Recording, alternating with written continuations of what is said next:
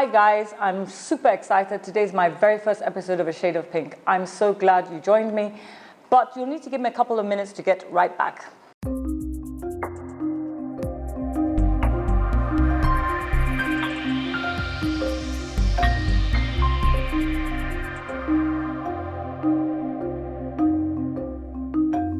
For a long time, I debated whether I should talk about cancer on a show or whether people would be afraid because of the stigma and everything attached to cancer, which is very much the case, at least in Africa it is.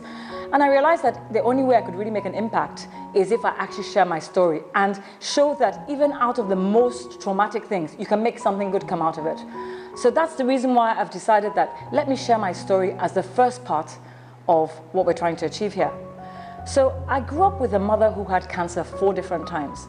4 different times the doctors called us and told us that she was going to die. 4 different times my mother beat cancer. In fact, she lived for 33 years after the doctors told us she was going to die. And so you can imagine that I was really excited. I thought, okay, my mother, there's no chance my mother is going to die of cancer. But to my horror, 33 years later, she died of leukemia as a side effect of a medication that she was on. And it was devastating. And to make it even worse, 6 months after after we buried my mother, I was diagnosed with breast cancer myself. And I remember I was super angry. But I realized that, look, I have a choice. I can be totally miserable, I can slink into the darkness, or I can look at what the experience has taught me. And that's what I decided to do. So you may be wondering, okay, how did I know, or when did I know I had cancer? In 1993, I had a lumpectomy because I found a breast lump. And the interesting thing then was they mixed it up. They said I had cancer when I didn't have cancer. And I remember being so relieved when I got the negative result that it was benign. Now, almost 20 years later, I went for a mammogram. So I was used to doing mammograms. I would go for mammograms because I was breast aware. Obviously, if my mother had breast cancer and I had breast cancer, I had a scare, I was already used to doing mammograms and ultrasounds and stuff like that. And I had a mammogram done. I actually had a mammogram done. But something in my gut was telling me that things weren't all right. And that's why I always tell people that listen to that small voice. Some people call it spirit, some people call it gut. Listen to the voice. I just had this feeling that something was not right. I remember standing in front of the mirror and saying to myself, look, if ever I got cancer, what would I do? That day I made up my mind I would take both breasts off. Anyway, I was going on holiday to the UK and I thought, look, I have insurance. Let me just do this mammogram again. And I can tell you that day I went to do the mammogram, I knew I had breast cancer. It was very strange. It was so strong. The premonition was so strong. So if I went, had my mammogram, had an enlarged mammogram, the radiographer now told me that she wants to do a biopsy. And I thought, oh, this is not what I want to hear. Anyway, did my biopsy and I didn't sleep that night. I knew in my heart that it was bad news. And I remember I was planning on going back to Nigeria and I was all scheduled to go back to Nigeria. What happens? I get a phone call. I get a phone call not from the hospital, but from the surgeon. He introduced himself and told me that, look, I hear you want to go back to Nigeria. Don't go back till you see me. And I'm thinking, okay. And he says, it's my day off, you can come to my house. And I thought, oh no, that is seriously bad news. No doctor invites you to his house to come on his day off just for nothing. He's not inviting me to come and drink a cup of tea. And I thought, oh my God, what am I going to do? And I was there with my sons. And I knew that I couldn't take them with me. And I'm sitting and thinking, oh God, what am I going to do? What am I going to do? And I get this random phone call from a friend of mine. And he says, oh, look, I'm really jobless right now. I'm flying back to Nigeria. Can I come and hang out? It's funny how in circumstances like that, somehow God has a way of arranging people. So they came along and off we went to the house. And I remember going to this doctor's house. It was in a beautiful countryside, an amazing quaint cottage. And inside was going to be the news that was going to change my life. I got in there, he sat me down and he said straight up, you know, they don't mess. I have good news, I have bad news, which one do you want? And of course I went straight for the bad news, that's who I am. So he says, well, the bad news is you have cancer. The good news is we got it on time. And I remember blurting out, take them off. And that's all I remember. That's the funny thing about getting bad news. You don't remember anything else after that. And I just basically said, how quickly can I get them off? Mine was, if my breasts are going to kill me, take the things off. 5 days later, I had the mastectomy. And I remember I was debating before the mastectomy, what do I do? Should I take a picture of my breasts so I can remember them? Should I try and, what do I do? I didn't even know then you could do breast casts. Apparently you can now cast your breasts and things like that, but I didn't know about that. And I'm sitting and thinking, how do I preserve this memory of this thing I'm about to lose? And I realized that, look, what's the point? Why do you want to keep going back to memories of what were? You need to move forward. So I scrapped that idea and off I went to my mastectomy. And I remember after the mastectomy surgery, it was funny because I had this feeling that my life was going to change because of it, that my life actually had meaning. My surgery wasn't straightforward. I had complications. I had to go back into theater after finishing my dinner because a stitch came undone and I was bleeding internally. My lungs collapsed. I had to be rushed into the CT thing because they thought that I had an embolism. It was all trauma. But I remember as I was debating this blood transfusion, I was forced to really look at my life and realize that there has to be something good that comes out of it. Something good has to come out of this.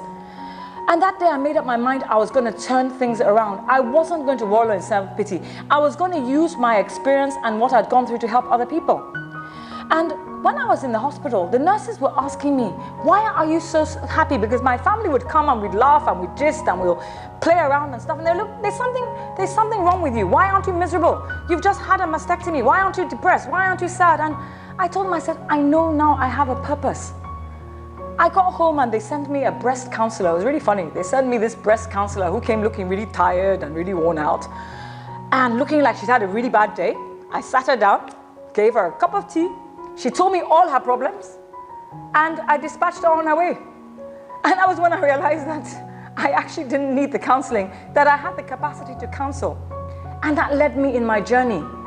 And it made me realize that in Africa, we focus too much on how we're supposed to look. A woman is supposed to be this epitome. We're supposed to be buxom and bosomed, and that is the African mama, and that if you don't have breasts, it means you're not a woman. And I had to change all that. I had to redefine all that. I had to look at myself and say, look, what makes me the woman? Is it the breast I have? Is it the clothes I wear? What is it? And in Africa, we are quite restrained by culture, by religion, by all these kind of things. And it puts us into this box of how we're supposed to behave and what we're supposed to look like and all those kind of things. And I realized that I couldn't force myself to live that way anymore. I needed to free myself. And the amazing thing about having the mastectomy was it gave me choices. I didn't have to worry too much about going for mammograms and all those kind of things. It meant that I could decide on if I wanted breasts or I didn't want breasts. It decided that if I wanted big ones, I could have big ones. If I wanted small ones, I could have small ones. And that's basically what I did. The days I want to wear breasts, I wear breasts. The days I don't want to wear breasts, I don't wear breasts. And I have that freedom of choice. Let me share something very funny that happened to me when I got back to Nigeria. I went to the gym. I'd managed to package myself very well. I wasn't too used to wearing prosthesis at this point in time, and I remember kind of like putting my prosthesis into my half top, wearing my micro shorts, and I went confidently off to the gym. And I kept on praying that my prosthesis would not fall out or my breast wouldn't shift somewhere else. And I remember in the corner of the gym, there was a bunch of women who were looking at me. And they were not looking at me as in lovingly or whatever. They were looking at me as if to say they were preparing for me. And I finished my gym session and off I went to the changing rooms where they were waiting for me. So this babe comes up to me and says, yeah, that's how all you skinny, she's used the word lekba. Lekba is a Yoruba word for skinny women. That's how all you lekba, you come to the gym to make us feel bad about ourselves. That's how you come and intimidate us, all us women who have body and co. And what I did, I didn't say anything. I took off my breasts. She wanted to collapse. She didn't know what to do. She didn't know whether to, you know that moment where you just sit and think, oh God, ground, swallow me up. And she was in tears. She was begging me to forgive her. She didn't mean it. I said, look. Don't judge anybody by how they behave or how they look or what they do. You do not know their story. Learn that everybody carries burdens. Everybody carries challenges. The brass tacks of the issue is this this blow that life has dealt you, this tragedy you've gone through, this trauma you've gone through, what do you want to do with it? Are you going to use it to hold you back? Or are you going to use it to project yourself forward? So ladies out there, especially African women out there, let us stop allowing people to define who we are by how we look. I'm not wearing breasts. I'm sure it's only now that I mention it to you that you will realize that my chest is flat. It didn't make me less of a woman, did it? It didn't make you look at me differently. Let's stop focusing so much about what we are on the outside, because at the end of the day, what's going to project you forward is what you are on the inside.